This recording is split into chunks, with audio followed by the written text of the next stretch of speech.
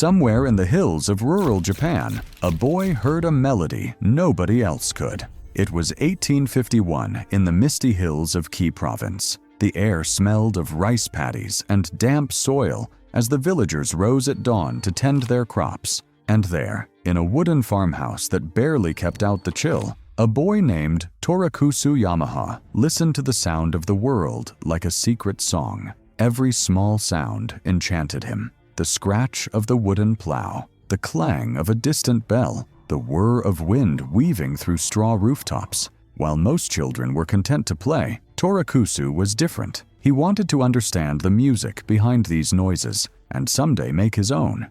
By his teenage years, Torakusu was known as the village tinkerer. If a clock broke or a wheel squeaked, people would call him to fix it. And every time someone handed him a new challenge, he approached it like a treasure hunt, carefully disassembling each part, seeing how they fit together like puzzle pieces. His hands became adept at the fine, careful work that machines demanded. And all the while, his ears were tuned to an invisible rhythm, an idea that there was more to create than farm tools and everyday machines.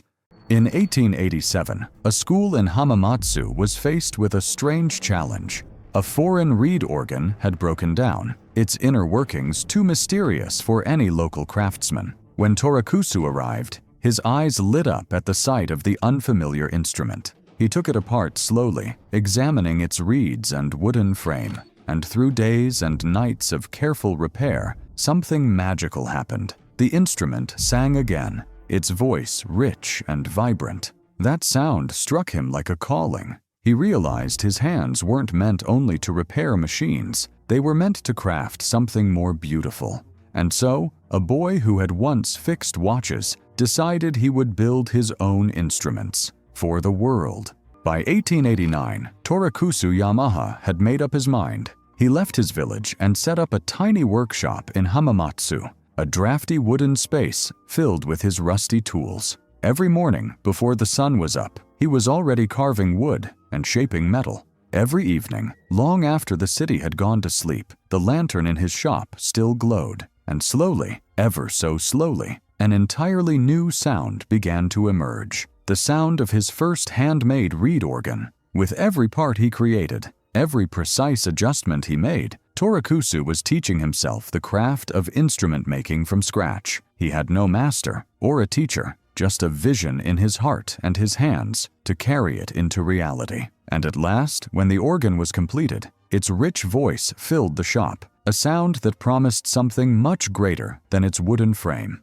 Word spread quickly. Schools and churches across Japan wanted one of Torakusu's organs. He and his small team rushed to meet the demand, crafting each one by hand, each one tuned to perfection.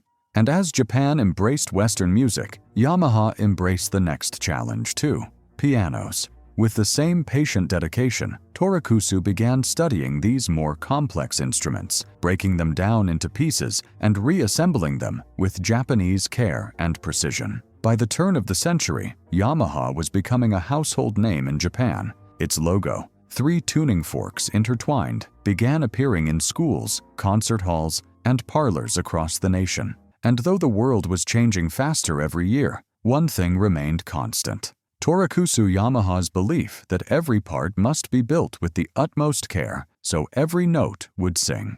Torakusu passed away in 1916, but the company that carried his name kept pushing onward. His passion for innovation had left its mark forever, and Yamaha refused to stop at making instruments. By the mid-20th century, they took their engineering skill into new realms: motorcycles, boats, and hi-fi stereos that filled homes with rich, pure sound. Every creation was driven by the same spirit that began in a small wooden shop.